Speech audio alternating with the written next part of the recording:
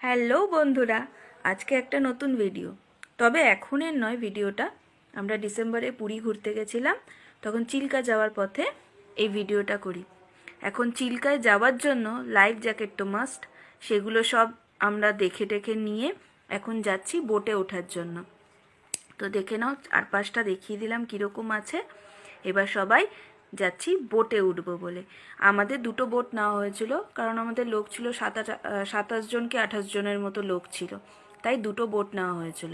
এবার বোটে উঠে গেছি।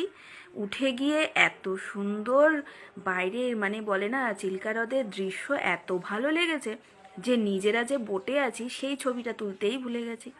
বোটে আর কারা কারা আছে সেই দিকে আর খেয়াল নেই। মনে হচ্ছে যেন স্বর্গতে এসে গেছি। এইরকম মানে অপরূপ দৃশ্য আমার চোখে তো ফার্স্ট টাইম আমি দেখেছি। কারণ অনেকেই হয়তো পুরী চিল্কা ঘুরেছো, কিন্তু আমি ফার্স্ট টাইমই গেছি। তাই জন্য আমার কাছে আনন্দটা অন্যরকম। আমার মতো আরও কারো কার আনন্দ হয় সেটা বলবে কমেন্ট করে। এবার দেখো, এখন আমাদের চিল্কাতে বলেছিল 4টে স্পট দেখাবে, কিন্তু আমাদের যে দুটো বোট নেওয়া হয়েছিল, একটা বোটে আমরা ছিলাম আর একটা বোটে আরও কয়েকজন ছিল। তো দুজনের মধ্যে কমিউনিকেট করা মানে অসুবিধা হয়ে গেছিলো। তাই জন্য আমরা বুঝতে পারছিলাম না, আমরা একটা স্পটে যাচ্ছিলাম তো ওই বোটটা আর একটা স্পটে যাচ্ছিলো। আর বিশেষ করে মাঝিদের কথা তো কিছুই বোঝা যাচ্ছিল না।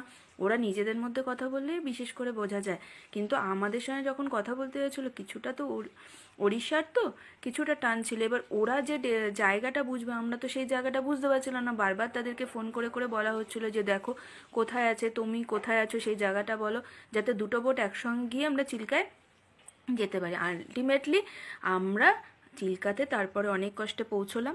পৌঁছানোর পরে মানে বলে না, সমুদ্র দেখলে মানুষ পাগল হয়ে যায়। সত্যি এই ফার্স্ট টাইম আমার সেটা অনুভব হলো যে পাগল, মানে আমিও সত্যি পাগল হয়ে গেছিলাম। মানে মনে হচ্ছিলো যেন কতক্ষণে সমুদ্রে গিয়ে নামবো।